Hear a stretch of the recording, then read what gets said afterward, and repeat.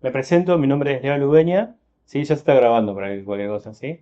Eh, Hoy vengo representando a la Fundación Hiperactiva y a Coderdoyo Córdoba, ¿sí? Coderdoyo funciona hace 12 años en Córdoba y la Fundación Hiperactiva la fundamos el año pasado de una manera de formalizar lo que veníamos haciendo todos los años. Lo que vengo a contarles ahora es parte de esa experiencia y lo que viene hacia adelante respecto a lo que es la enseñanza con inteligencia artificial, ¿sí? Como tema, ¿sí? Bueno, por arrancar había puesto... Ay, me volví para atrás. Había puesto justamente, ese era el disparador. Si alguien no sabe la referencia, Blade Runner 2049, el personaje es un clon y lo juzga una inteligencia artificial y decide si muere o vive, básicamente. Eh, Hace 8 años parecía un montón, pero algunas cosas son ilegales todavía ser clones de personas, las otras cosas sí se pueden hacer. Eh, sí, sí, adelante, recién arrancamos. All Might Fountain Play. Bueno, comento. Arranco por básicamente establecer un tema, ¿no? Cuando yo comencé a participar en las comunidades de open source a finales de los 90, ¿sí? Realmente lo que se hablaba desde entonces hasta ahora es lo que es la brecha digital, ¿sí? Incluso del lado del hemisferio norte le llaman el sur global, tiene un montón de formas de hablar acerca de los problemas que tenemos, en particular en Sudamérica y en África, el acceso a la tecnología. En particular, yo participando de esta organización, soy testigo de que en realidad la TAM en general, ¿sí? Es el bloque más postergado en lo que es cual tecnología y no es casual. Sí tenemos muchas comunidades de open source, de software libres que ayudan, ¿sí? a tener iniciativas, ¿sí? Pero no solamente existía esa brecha en ese momento, sino que la brecha se ha creado. Lo que era antes era siempre tener acceso a Internet, hacer tener una computadora, eh, y entre esas cosas que de tener acceso se refería a tener acceso a la información, ¿sí? Entonces, por eso es que, por ejemplo, tenemos Wikipedia, tenemos un montón de cosas que son open source y que son autohosteables, ¿sí?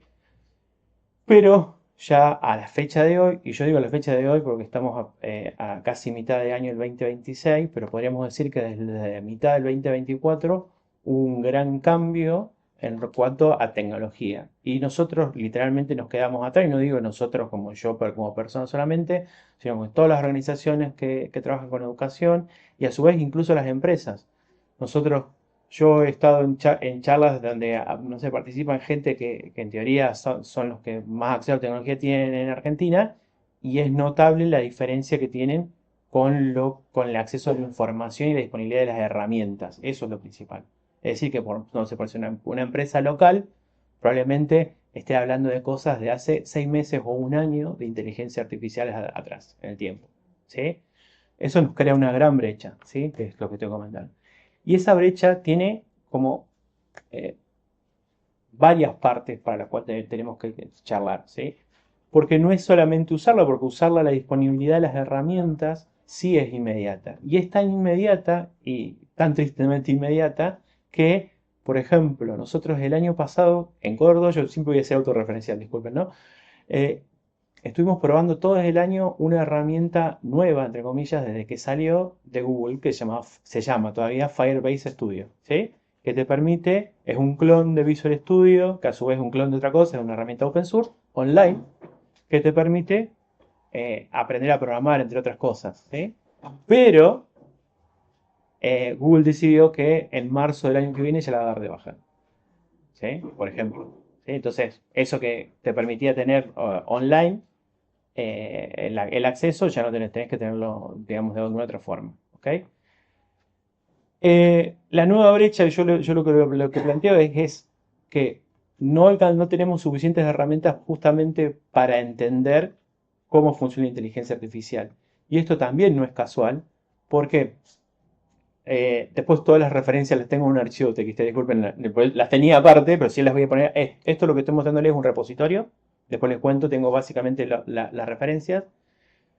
A final del año pasado ya hubo un estudio académico acerca de los LLM en particular, en los cuales se trata de entender si hay básicamente un gap o un bias en respecto al lenguaje que hablamos nosotros, respecto a la utilización de los LLM, ¿sí? Entonces se determinó por lenguaje esa desviación. En el caso del lenguaje español tiene un 1.7, siendo uno el inglés, ¿no? 1.7 el español y el peor es 9.6, que es el chino, ¿sí? Son las distintas variaciones. Pero, ¿por qué es esto importante? ¿Por qué se los traigo a colación? ¿Por qué? Porque muchas de las herramientas que permitirían tener mejores resultados, por ejemplo, para el idioma español, no son implementadas por las grandes empresas. ¿Por qué? Porque para ellos es un costo y la diferencia para una empresa tan grande es marginal. Me refiero a decir, bueno, la diferencia sería el 10%. Entonces, no nos interesa de vuelta gastar tanta plata para hacerlo. Por supuesto que estos estudios son abiertos, son académicos y uno lo puede llegar a utilizar. Ya hay empresas, proyectos que son open source, casi todos los chinos que son open source los han utilizado. Y también tiene otro que ver esto de entender. Entender la IA implica también entender un uso responsable de lo que estamos haciendo, porque, bueno, realmente uno ve de todo, que se usa para de todo la IA, y en realidad la IA consume recursos. Y no solamente consume recursos por decir, bueno, consumo recursos eléctricos ahora, sino que determina cómo funciona el mercado. ¿Sí? Cómo funciona el mercado de lo que consumimos en general de tecnología. ¿Sí? Entonces, por ejemplo, todo lo que es memoria, son solamente 4 empresas en el mundo que manejan la creación de memorias. Y de vuelta, por el mismo criterio, ¿sí? Tienen 2 tipos de memorias para hacer. Las memorias que se usan para las PCs y las memorias que se usan para la IA. Las memorias que usan para IA les dan muchísima más ganancia, por lo tanto, incluso una de las empresas, la única norteamericana que hay en el grupo, decidió no hacer más memorias para PC. ¿Y eso qué hace? Que todos nuestros accesos a nuestra tecnología, a la computadora, cada vez salga más caro. Es decir, que en muy poco tiempo, en 6 meses, han subido cosas que han subido el 70%, o sea, hay inflación incluso en dólar. ¿Sí? Entonces eso nos hace cada vez más inaccesible también la tecnología. ¿Sí? Esa es la historia de cómo usamos responsablemente la tecnología. Volviendo al tema de por qué para nosotros es importante entender cómo funciona la IA y cómo hacemos uso responsable de esto, es que siempre cuando se habla de inteligencia artificial hablamos en realidad casi siempre de los LLM, no hablamos de otra cosa, ¿sí? Y inteligencia artificial no son solamente los LLM, ¿sí? Y por supuesto que hay otras tecnologías que cuando siempre salta alguna emergente, los llegamos a veces a conocer, ¿sí? Pero no es la única forma, no es la única forma de expresar inteligencia artificial. Pero para eso necesitamos tener herramientas que sean accesibles, ¿sí?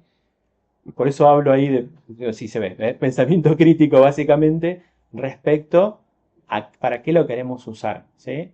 No hay soluciones mágicas, no es que la inteligencia artificial viene a reemplazarlos a todos así mágicamente de una cosa, pero sí claramente tiene un efecto muy profundo, ¿sí? Y yo les recomiendo, a ver, hay un señor bastante viejito, yo había hecho el joven, que ya está jubilado, que es español, que él, creo que Gustavo Entrada, no, porque no me acuerdo, después yo me acuerdo el apellido, porque es un apellido muy, muy fácil, que justamente él vivió, por eso lo traigo a colación, él vivió ya todas las experiencias anteriores, y esto es básicamente como cuando surgió Internet, ¿sí? Es un cambio completo de stack tecnológico, y a diferencia de los anteriores, o sea, cuando llegó Internet, cuando llegaron las .com, tenemos muy poco tiempo para adaptarnos.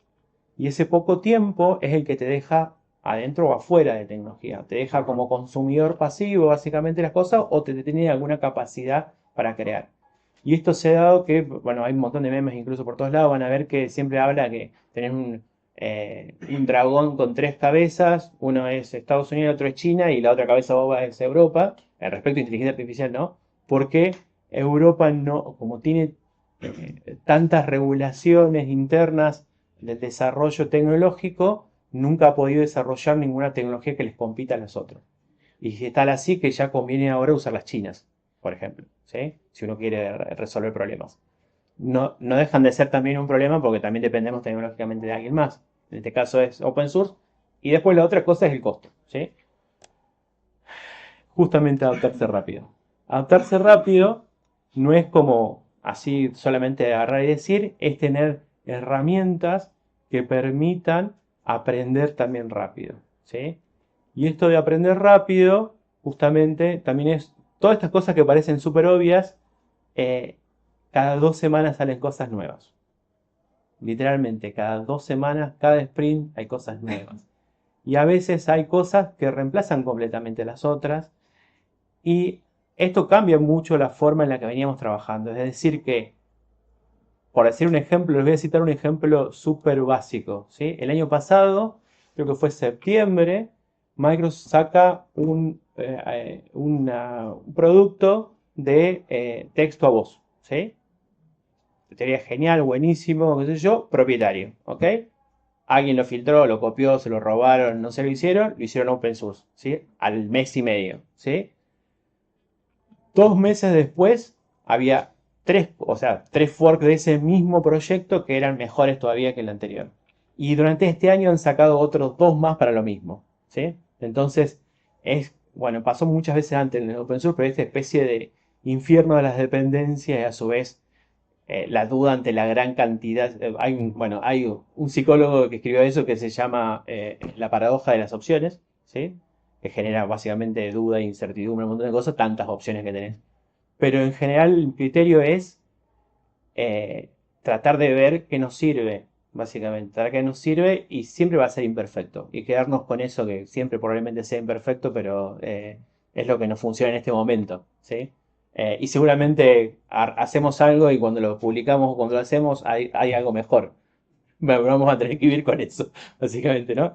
Eh, Justamente planteo esto, que en no tan lejano, o sea, yo diría ahora, dos personas con el mismo celular, ¿sí? Pueden tener futuros muy distintos. ¿Y a qué me refiero esto? Uno puede tener la disponibilidad para comprar un producto, justamente un celular, en cualquier parte del mundo. Yo tengo un Xiaomi, no tengo un iPhone, pero tengo Xiaomi, lo compras en cualquier lugar del mundo, es económico probablemente, pero lo que haces con eso es completamente distinto a las posibilidades que tenés, ¿sí? Eh, Justamente es entender cómo funciona. Bueno, ¿qué hace y qué no hace la inteligencia artificial? Escribe, programa, diseña, sacó hace poco Claude, sacó, a todo esto generalmente siempre hablan de Claude como si fuera una empresa de una startup. Claude no es una startup, es de Amazon, si no lo conocen, ¿sí? Es del mismo propietario de Amazon. Así que no hay jugadores chicos justamente en las empresas de inteligencia artificial. Tenés por un lado Google, ¿sí? Que se compró a su vez, que tampoco es un producto propio, se lo compró a una empresa inglesa que sí era una startup, que es DeepMind en Inglaterra. Eh, AWS, o sea, Amazon tiene Anthropic que produce Cloud, y Cloud hace poquito sacó Design, se llama así el producto, y todas tienen la capacidad de traducir. Pero acá hay un detalle con esto. Primero, las traducciones, bueno, hago también bastante de ese tipo de trabajos, y lo que es la parte de traducción de vuelta tiene el mismo problema con todas las cosas que consideran marginales o de bajo rendimiento. Es decir, por ejemplo, todos los lenguajes regionales de España, ¿sí? Por decir generalmente tienen malas traducciones o no va a funcionar o va a tener cosas. Lo mismo como, no digo por decir España, pero por ejemplo, incluso en África hay, aparte del idioma del país que lo colonizó, generalmente hay un idioma regional, ¿sí? Un idioma local, e incluso a veces hay más de uno. La mayoría de las veces no están en ninguno, básicamente, ¿sí? A pesar de que hay muchos combinatorios. Sí. El design, porque ahora es básicamente lo que en realidad es una competencia, tienen en la misma línea, conocen supongo Figma, ¿sí? Bueno, eh, como Figma Google sacó y todavía está en desarrollo uno que se llama Stitch, ¿sí? Y a su vez para competirle, Cloud sacó Design. ¿Es distinto a programar? Sí, claramente es distinto a programar porque lo que primero establece trata de establecer como una especie de paleta de colores y demás. Generalmente, y para eso ya incluso en Google hay como un archivito de texto para referenciarlo. Después vos le pones todas las imágenes que quieras y en base a eso empieza a estructurar lo que vos les vayas a pedir. Igualmente sigue siendo bastante como poco exportable, si querés llamarle, a propósito, y después ya vamos a hablar justamente de eso. Eh, pero todas te dan como soluciones bastante rápidas, ¿sí? Visualmente rápidas, lo cual no significa que sigas teniendo que poner a hacer las cosas, ¿no? Como que tener una muestra súper rápido, pero que no te permite exportarlo como código o tener que pagar una cosa. En el caso de design, eh, Cloud aumentó el valor a $100 por mes. ¿Sí? O sea, para programar y para diseñar, entonces $100 por mes. ¿Sí? Aparte de eso, es otro detalle. Eh, y lo que es automatizaciones de vuelta, hay algunas que son open source, habrán visto por ahí este OpenClaw por todos lados, de Cangrejito por todos lados, y el problema es que salieron por todos lados matándolo, y ya lo compró una empresa. Eh, la pregunta es justamente, aprender a usarlos bien, en este caso, no es solamente saber que existe y que puedo utilizarlo como usuario, sino entender qué es lo que hay por detrás, como la pregunta decía, para poder buscar si tenemos alguna otra alternativa. Porque si no, siempre la alternativa, bueno, no lo comenté acá, pero no hay un estándar. Bueno, tal vez son muy jóvenes, pero hubo una época a finales del siglo 90 que Microsoft dominaba todos los formatos de documentación con Office, ¿sí? Y bueno, hubo una gran pelea generalmente de los estados para establecer estándares abiertos y no depender solamente de Microsoft, porque si no Microsoft siempre subía los precios, lo único que decía, y esto es lo que están haciendo en este momento. Todas las herramientas de inteligencia artificial en la actualidad, testeo todas, no miento. Estas 3 o 4 grandes no tienen un estándar. Entonces, vos cuando creás cosas internamente no tenés forma de tener compatibilidad y pasarte a otra. ¿Sí? Te digo que yo uso justamente, por ejemplo, OpenAI y si bien el historial está en un formato JSON, es solamente los fines de exportarlo. Bueno, no se puede ver desde otro lado. ¿Sí? No hay forma de verlo de otro lado. Y eso sí, allá hay gente que ha trabajado en un estándar, pero bueno, a las empresas grandes no les interesa usarlo, digamos, ¿no? Claramente. ¿Sí? Bueno, si no utilizamos, si no actuamos justamente, todas estas cosas pasan, ¿sí? Lo más importante en este caso es que bueno, no lo puse acá, básicamente, pero en Latinoamérica no tenemos empresas que generen tecnología. Tenemos empresas que generan productos solamente. ¿Sí? Y más allá de todo esto que es súper importante, que la movilidad social, hay una gran dependencia tecnológica de cualquiera, ¿sí? El principal problema que tenemos es que no somos creadores de tecnología. Y estos sí son uno de los pocos bloques que tenemos, porque incluso África algunas cosas genera también, ¿sí? Y eso sí es una cosa importante para hacer. Y generalmente también es una cuestión, si querés llamarle, de autopercepción, ¿sí? Que nosotros sí somos capaces de crear tecnología, ¿sí? No hace falta de ser la mega tecnología para crear propia tecnología, porque tiene que ser la adecuada para lo que necesitemos, ¿sí? Y bueno, justamente ninguno de los actores, yo no quería traer esto como si fuera un autobombo de Coder Dojo y nada por el estilo, sino que ninguno de los actores que participan en la tecnología lo pueden resolver solos.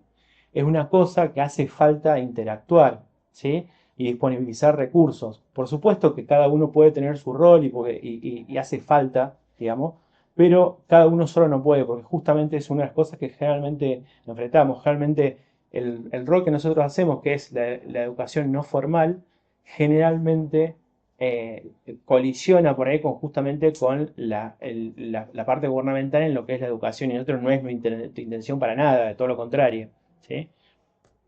Eh, necesitamos mucha respuesta, como dice por acá, creo que me quedo bastante, así que bueno. Eh, Muchas cosas necesitamos, como estoy contando, universidades, justamente cuando tenemos comunidades open source, los docentes actualizados, creo que es lo más principal, ¿sí? En este caso. Y una de las respuestas que tenemos es la nuestra, claramente, entonces eso sí es el espacio de autopublicidad, ¿sí? Pero yo quería agregar una cosa por acá, que es justamente qué es lo que nosotros hacemos, que es lo mismo que esperamos o tratamos buscando. No enseñamos solamente a programar, ¿sí? Sino justamente esto, que es resolver problemas, construir ideas, colaborar, persistir, ¿sí? Porque es uno de los problemas generales de cualquier organización en Argentina es persistir en el tiempo, ¿sí? La persistencia en el tiempo es claramente una de las cosas más difíciles de conseguir, nosotros hace 12 años que venimos sobreviviendo, pero la persistencia de cualquier cosa, de cualquier plan, es vital para la supervivencia de nosotros mismos. Y se lo digo no porque se me ocurra, sino porque justamente el plan de educación técnica de Inglaterra comenzó casi cuando yo nací y sigue estando. ¿Sí?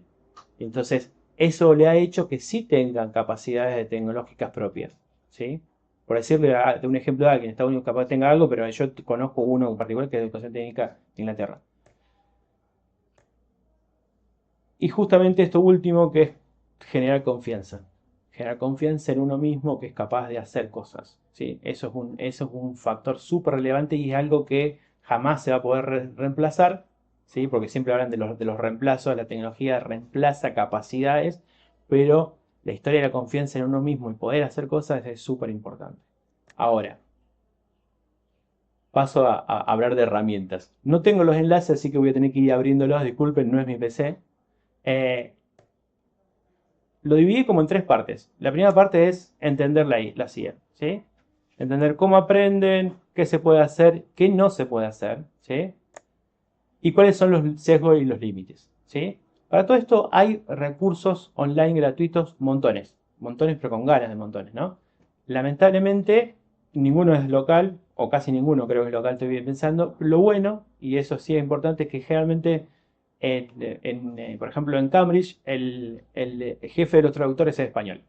Y entonces siempre el español está. Básicamente, por ejemplo, ¿sí? Que es bueno, el uso crítico, ya lo comenté un poquito, y ahí empiezo a hablar de ejemplo, porque si no, estamos...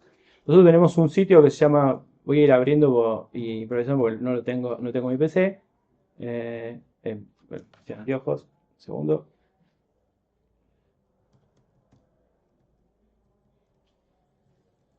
Bueno, nuestro sitio es Project Raspberry Pi y si voy a incluso sin entrar, tenemos una sección que se llama Inteligencia Artificial. Y en la parte de inteligencia artificial tiene distintos niveles. Hay algunos con Scratch, con Python, ¿sí? Que son generalmente los más fáciles de hacer, pero ¿sí? Hay muchos de estos que en realidad son como una guía para hacer de otros sitios, ¿sí? El que es más común y más fácil de utilizar, ¿sí? Es, por acá se lo tengo acá cargado.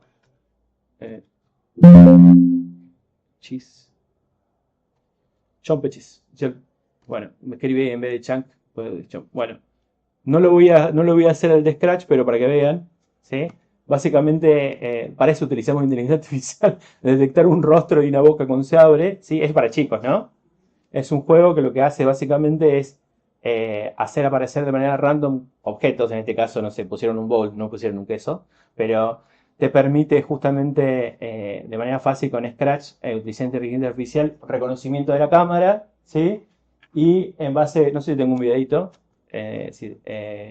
No tiene ningún videito. Bueno, tiene varios videos esto, pero si querés uno puede llegar eh, a ver.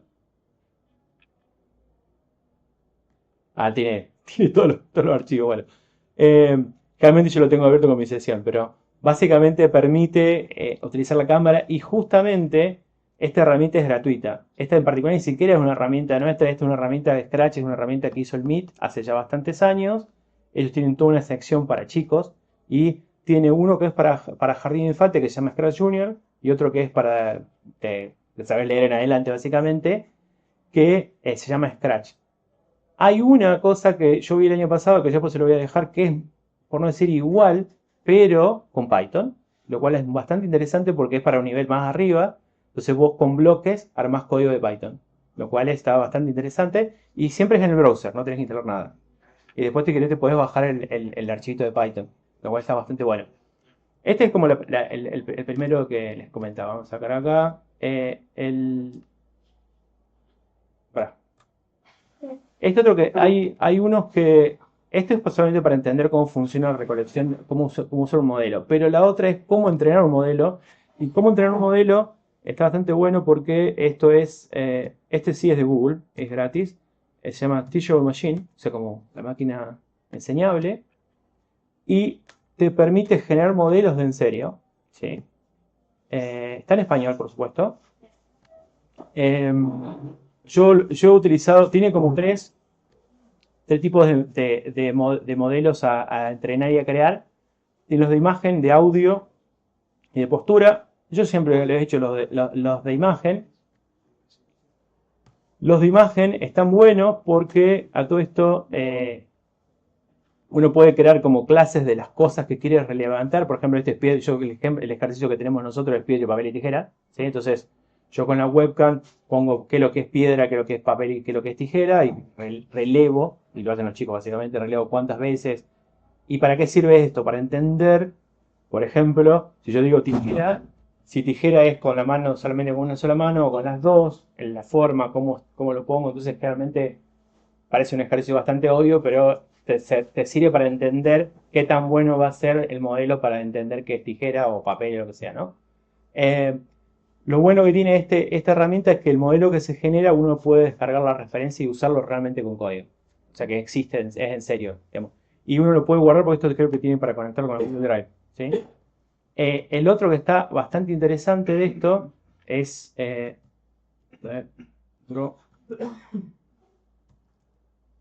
¿Y extracts de Python? ¿Ese cuál es? Parece que me estoy guardando el nombre. Ya te lo voy a pasar porque ese es de una de las universidades de Inglaterra. Yo hablé con uno de los autores, es un francés el autor. Y es de open source también, ¿no? Y está en español también. Este está bastante bueno, esto es para chicos, básicamente. Todo lo que estoy contando son cosas que para poder aprender y enseñar, ¿no? Y esto sí es súper entretenido. Bueno, no me voy a poner negocios porque te permite establecer cómo es que entiende un dibujo. En este caso, si yo hago, por ejemplo, Parece clavo. O bate. O crayón. O clip. O alumbrado público. Parece trampolín. O palo. estoy malísimo. O pala. O semáforo. No he podido adivinarlo. Bueno, no me va a salir el de la torta, pero Lo sé, es hexágono. ahí está, mirá, bueno. ¿Qué cosa? Que justamente de las que son las limitaciones. Cuando uno dibuja por ejemplo, yo dibujé esta mañana una torta, decía torta y yo dibujé una torta de cumpleaños porque le puse una vela y no lo supo adivinar. ¿Sí? Entonces, digo, para alguien que incluso va a la primaria y empieza a entender cuáles son las limitaciones que tiene una herramienta. Esto sí es de Google, ¿sí? Hola, ¿qué tal? Y una cosa un poco, entre comillas, un poco más seria es Machine Learning UK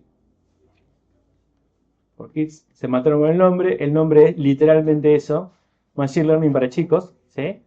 Y en este caso, ¿sí? En este caso es un poquito más avanzado, ¿sí? O sea, sería como el siguiente nivel.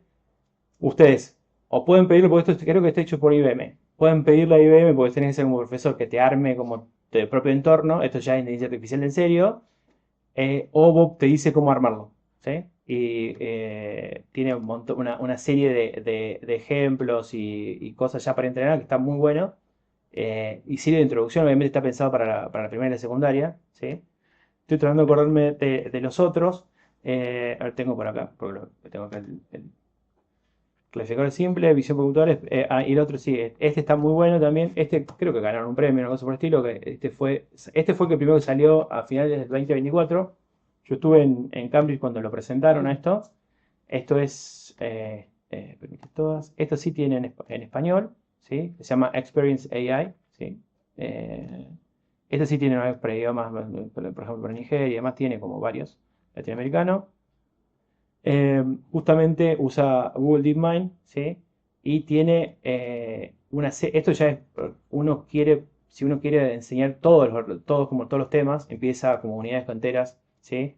De cómo que funciona la inteligencia artificial y demás, ¿sí? Este es bastante interesante, bueno, para darlo en clase, ¿sí? Como un poco más avanzado, no es solamente rascar la superficie, digamos, ¿no? Ahora, paso de tipo de herramientas. Probablemente no las cargue a todas, pero también en este caso es autorreferencial. Hay una publicación de vuelta de Cambridge que se llama Hello World. Se mataron los nombres.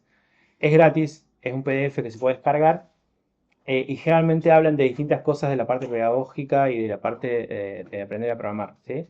Y en la última nota hay una de las profesoras que lo que habla es justamente esto. Habla de que hay un cambio, un blog, una nota de un blog básicamente, que hay un cambio de paradigma en la programación en general. Antes uno enseñaba a programar o aprendía a programar con lógica determinística, o sea, básicamente había una entrada y uno esperaba una salida, ¿sí?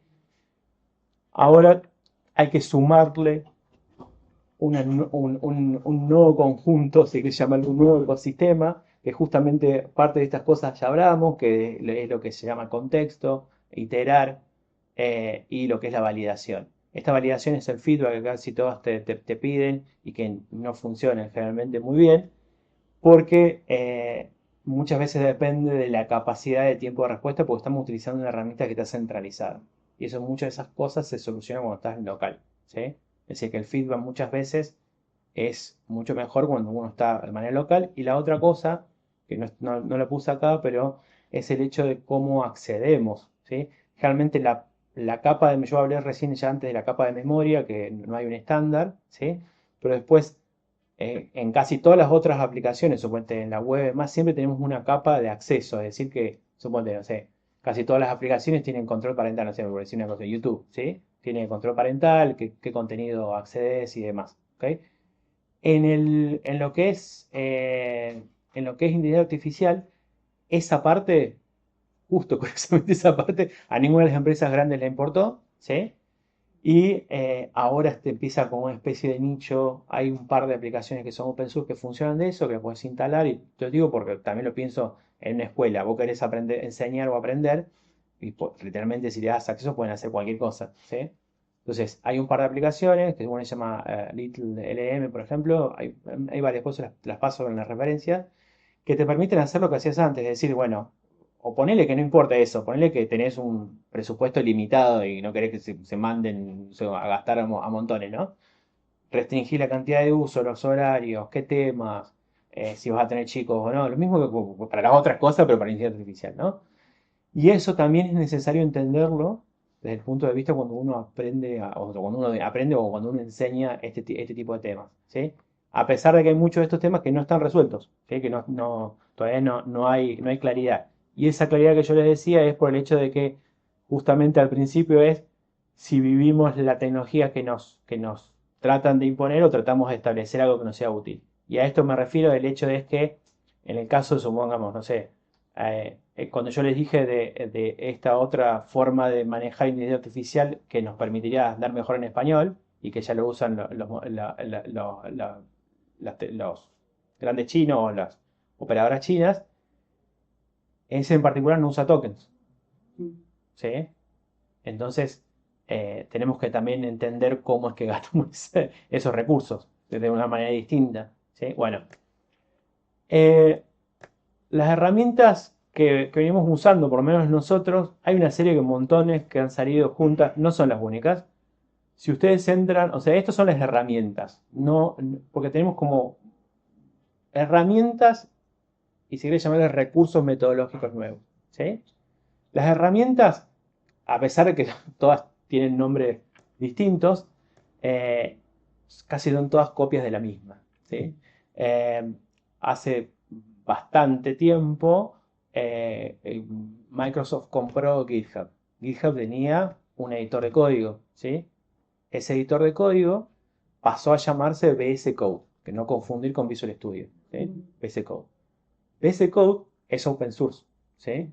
Alguien se puso, esto es open source, y bueno, y todos lo clonaron, ¿sí? Todos clonaron la misma, ¿sí? Y después fueron agregándole cosas. En el caso de Windsurf y Cursor son como muy parecidos, Cloud, y no sé si tengo acá, que es el que yo soy Antigravity, que Antigravity es aún, Antigravity es de Google, es aún si quieres llamarle una inspiración aún mayor, porque en realidad ni siquiera es de VS Code, es un clon de Windsurf, ¿sí?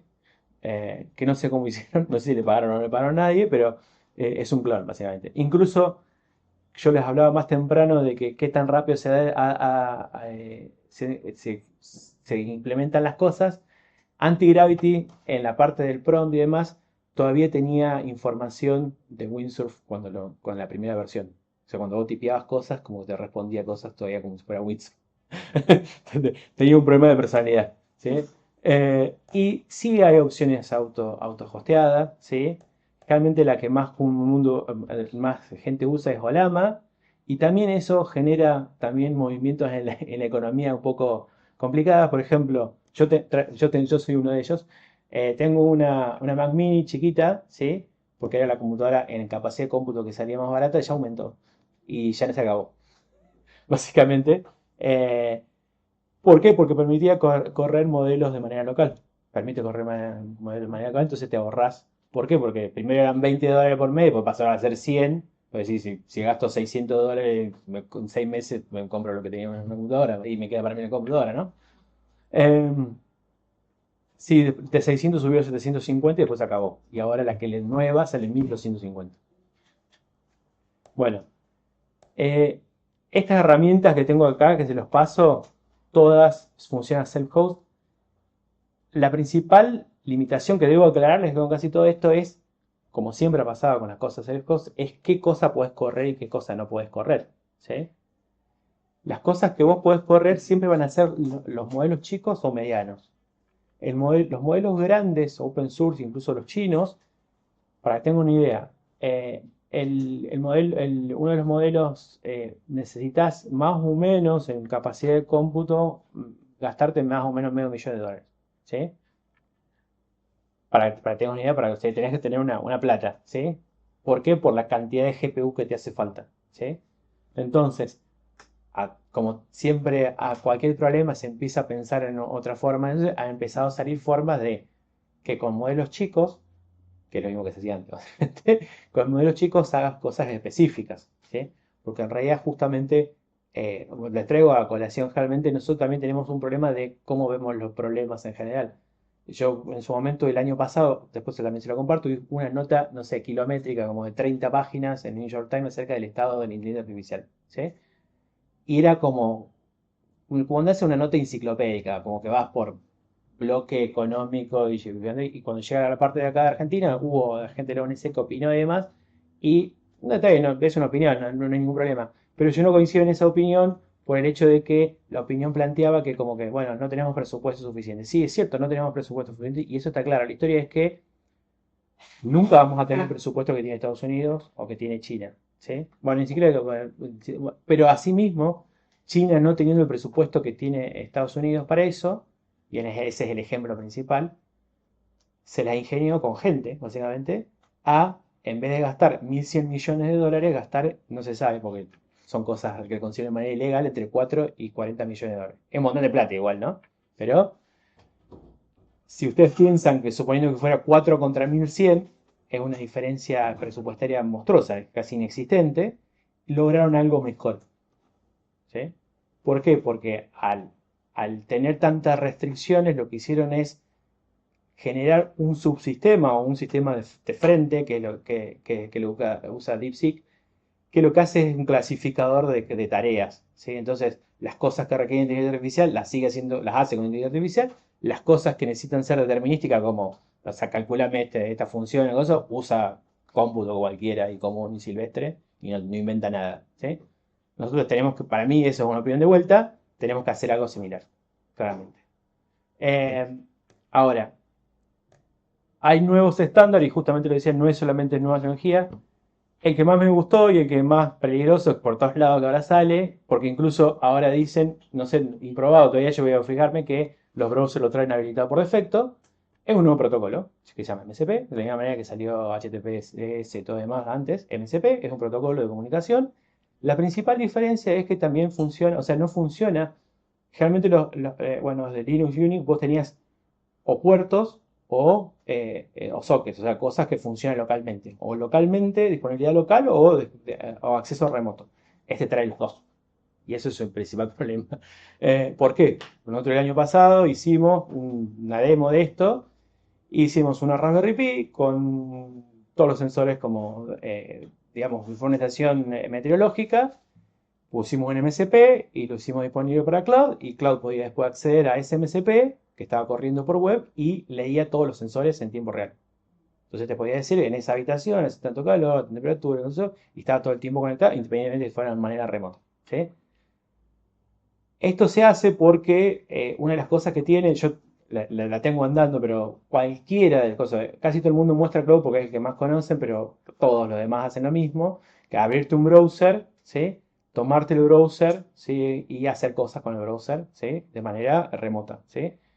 Porque se hace de esa manera porque la mayoría de los sitios web y las cosas tienen medidas de anti-bot, ¿sí? Entonces al tener un browser entero, eso ya venía haciéndose, se hacía antes, no es inteligencia artificial, ya se venía automatización y después se venía haciendo. Pero el uso de MCP hace que puedas hacer más cosas, o sea, cuando automatices más cosas. Ejemplo, eh, podés utilizar, por ejemplo, las herramientas de diseño de juegos, ¿sí? Que ya no es programar, sino que, no sé, quiero hacer un suelo, un piso y demás, decirte que te lo haga en manera remota también, ¿sí? Interactuar.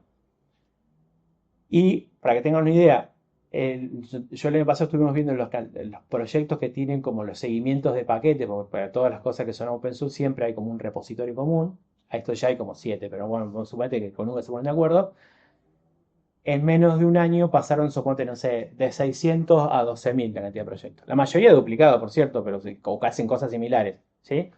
Pero después eso trae un problema, que esto también las empresas lo están viendo ahora, que si aún siendo un MCP oficial, ¿sí? El ejemplo es, no sé, Atlassian es una empresa de software gigantesca, maneja Chile, un montón de cosas, tiene su propio MCP, ¿sí?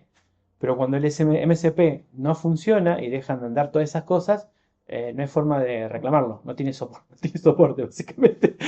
Y si vos hiciste cosas de automatizar, te quedaste, no sé, una semana mirando el techo así, o volvés a hacer otra cosa, ¿no? Bueno, volvemos a una guerra de protocolos, ¿sí? Google sacó otro protocolo que se llama Agent to Agent. Me olvidé de comentar, el primero es de Amazon, de Anthropic, MCP es de Anthropic. El segundo es de Google, ¿sí? Agent to Agent es bastante parecido, pero lo que habla es de la interacción entre estos pedazos. En realidad, un agente es en realidad un programita que está corriendo conectada a un motor independiente, o sea, a un LM o a algo similar, a un servicio, ¿sí? Y la parte, esto de los skills y los tools, es lo que yo le decía al principio. Eh, Más allá de la herramienta que uses, se están generando, como si querés llamarles, estándares y se les llama de anotación, que vamos a llamar de una manera, ¿sí? Es decir, que el Markdown, que es un texto básicamente, vos generás un archivo que es el que le da las especificaciones o le da las definiciones. Hace poco salieron esto que se llaman skills, pero también no hace tampoco, o sea, hace menos de un mes, Microsoft sacó uno que se llama Design, que es justamente para dar todas las especificaciones de diseño. Y a su vez, en noviembre del año pasado, Microsoft sacó uno que es el que se usa para que en vez de hacer como esto de vibe coding, realmente se haga como especificaciones. Se llama Spec Kit, es gratis, es público y lo único y es open source. Y lo bueno que tiene es que primero Microsoft lo pensó para sus propias herramientas y en un fin de semana tenía otras 9 conectadas, ¿sí? Y la principal de ellos no funcionó. Ese detalle.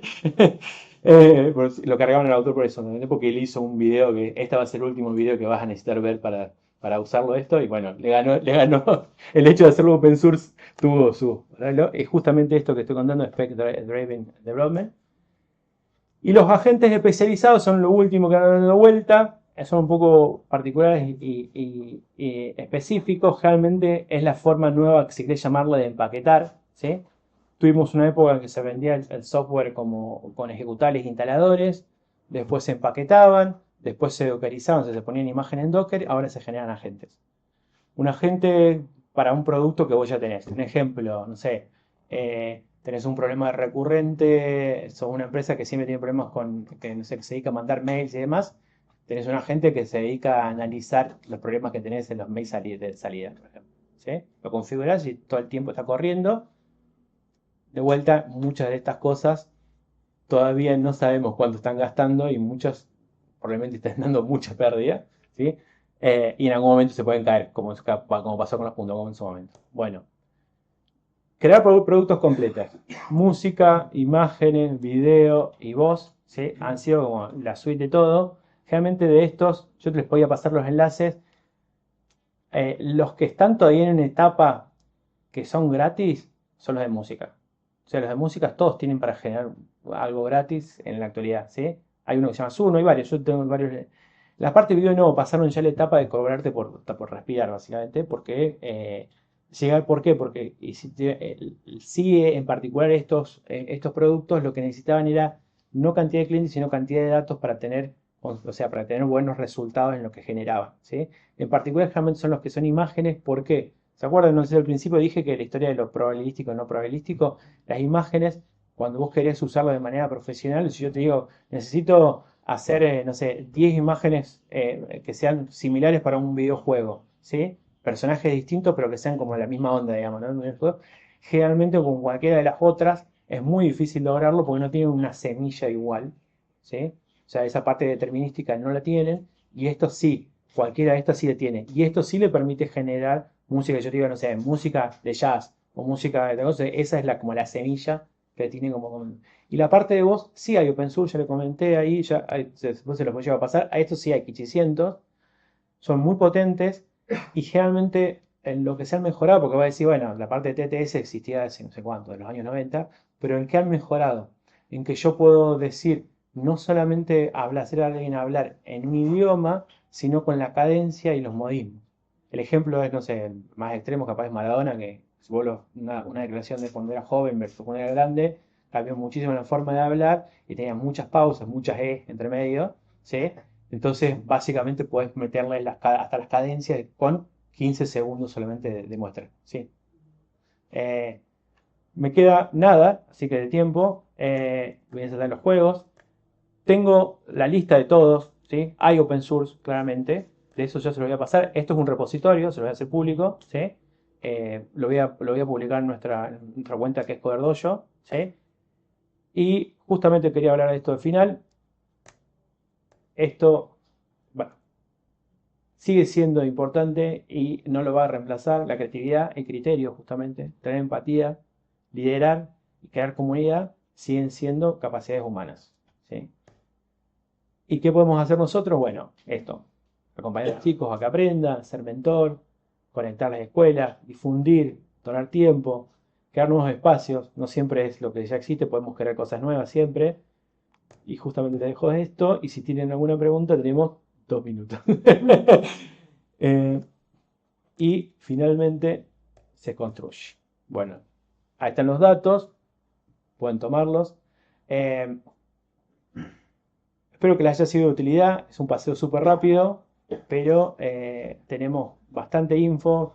Se pueden hacer. Yo este año, por ejemplo, bueno, y esa es justamente parte de la realidad. Este año, yo a final de junio vendría a ser, se hace una conferencia de justamente educación tecnológica en Cambridge. Yo voy a ir. eh, y eso lo vienen haciendo todos los años, ¿sí? Y lo hacen a pesar de que no es que sean solamente para ellos, sino que sea para cualquiera. Entonces es la posibilidad muchas veces de uno tomarlo, ¿sí? No necesariamente te estoy diciendo usen esto porque lo hago yo, sino que les puede llegar a servir, los pueden para el proyecto que quieran, sea para la escuela o no para la escuela, sea para la universidad también. Y para nosotros es importante justamente, y esto también es importante para mí, que Argentina y Latinoamérica en general sí se desarrolle tecnológicamente, ¿sí? Bueno, esto es todo por el momento. Los escucho si tienen alguna pregunta. Los mato. Bueno, espero que les haya servido y les haya interesado, ¿sí? Y creo que esto está grabando encima en un coso. Vamos a pararlo por acá, detener grabación.